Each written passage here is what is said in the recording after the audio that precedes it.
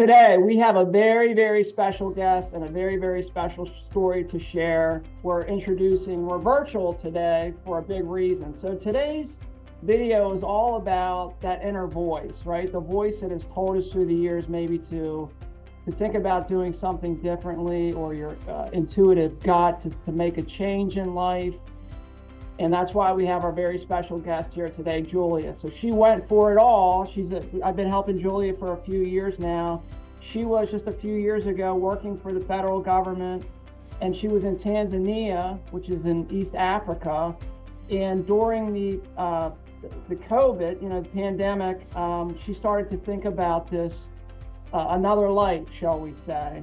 And ultimately, Julia decided to come back to Washington, D.C., leave her job, leave Washington, D.C., buy an RV, and take off, right? And so the reason why we're virtual is she left in June of 2023 just to go around the world because she felt like she needed to. So today we're going to share Julia's story, which will hopefully give you inspiration about maybe some changes that you feel like deep down inside you need to make. Julia, welcome to the program. Did I miss anything? No, you got it all. Thank you for having me. Absolutely. So tell us a little bit about what your life was like before you decided to make this big decision to just buy an RV and take off. And what led you ultimately to this decision? Yeah, so before I left for Tanzania, I was working for the federal government, as you said, in Washington, D.C. I was working during the day and then going to graduate school at night. And it was also during the time of the pandemic. So it was a pretty busy time in my life, with a lot of responsibilities. And, I disconnected from a lot of friends and families around the country. So one of the big motivators for doing this trip was to see the ins and outs of the United States and also be able to reconnect with a lot of my community around the country. That's awesome. So about a year and a half ago, we had a call and we started to sort of talk about all of this. So what ultimately, were you scared of asking, your financial advisor for, money out of your account to do this with this idea? And just kind of tell me how you felt and kind of ultimately, based upon our meeting, what you decided to do. Yeah, I was definitely hesitant to give you a call to ask for so much money to do this, maybe non-traditional dream that I had. One of my biggest fears was that it wasn't a strong financial investment, or that it wasn't the best use of my money. Other things we were considering were investing in real estate or something else. And some of my other fears were traveling as a solo female.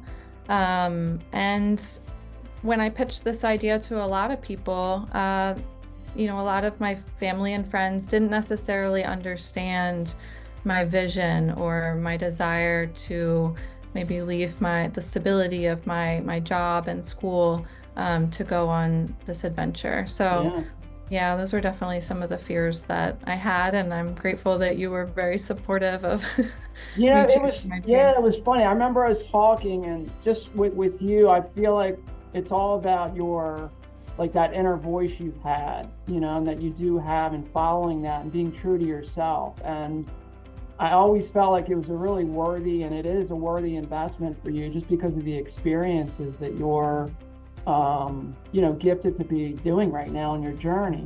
So speaking of your journey, everybody wants to know about it. Where are you now, and what did you learn? It's been, almost a year now. So tell us about where you are and what you're learning. Yeah, right now I'm in the San Francisco area of California. I'm actually out of my van for about a week visiting family, but I've been all over the West Coast, from Washington to California to New Mexico to Colorado, Wyoming. And I've learned so much. I intended to do this for about 4 months, and I'm coming up on a year. I've learned that I'm stronger than I ever thought I could be. I've learned that I can learn new things. You know, some of my hesitation was not knowing what I was getting myself into. What if I didn't like it? But you know, you learn so much by meeting people on the road. You learn about yourself. This has been an incredibly selfish time for me, in the sense that I wake up every day and I decide what I'm gonna do and don't have a lot of, you know, external voices sort of influencing my plan. And I think that's a good thing, you know, in my previous lives with responsibilities and school and work, you know, we're carrying a lot all the time. And so I do think that this trip has really helped me kind of recenter and be able to identify what my priorities are and what my needs are and reflect on next steps in my life as well. Yeah. So it's you and your dog, right? Yeah. Yeah. Me What and my kind of dog. dog is it again? She's a 3-year-old black lab mix. And She's a good, how's the trip going for her? great. She's always down for a new adventure, a new hike, you know, swimming at the beach, jumping in a lake. So she's a good travel buddy. That's phenomenal. That's awesome. Yeah. So I know some people might be watching the video and thinking, oh, Julia, I love the story, but she doesn't have any dependents, or she's not, she's has a, you know, she doesn't have a, she just, I guess there's probably a lot of people watching that might feel like they're sort of stuck, or they're in a different situation that makes it really hard for them to do something that you're not necessarily going cross country, but just going for it, right? Just taking a chance on something that's in your heart that they want to do. What would you tell, you know, somebody who still has a dream in them that they haven't gotten it out, based upon your experience so far? Yeah, I think, well, first of all, I do see a lot of people on the road, you know, with their families, and making it work. I think, as I alluded to earlier, when I had this idea, a lot of people didn't necessarily understand my vision or why I wanted to do it, what I was going to get out of it. And I think that's okay. I think a lot of people have come around to understand the freedom that it's given me, the opportunity to reflect and see new places in the United States. And I just feel like, you know, it's your life. It sounds cliche, but YOLO, you know, you only live once. And I think I'm really grateful to you, Mark, because when I had this idea, you were down to figure it out and help me figure out the next steps to achieve my goal. And so, yeah, I would just say, don't let the folks that maybe don't understand hold you back, and don't hesitate to reach out to folks like you who can help you identify, you know, what your dream is and how to do it. That's great. So, final question. What's next? What's next for you?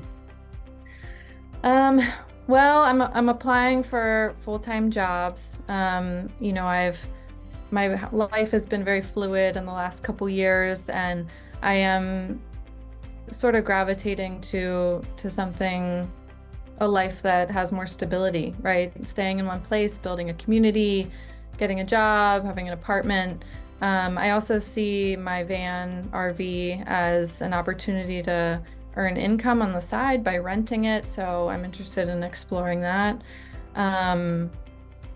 Yeah, so those are next steps. Big dreams is maybe investing in purchasing some land outside of the city where I can park my van and my dog can roam, and maybe renting out that space for folks to camp on as well. Yeah. So we'll see. Maybe you could even write a book about your experience.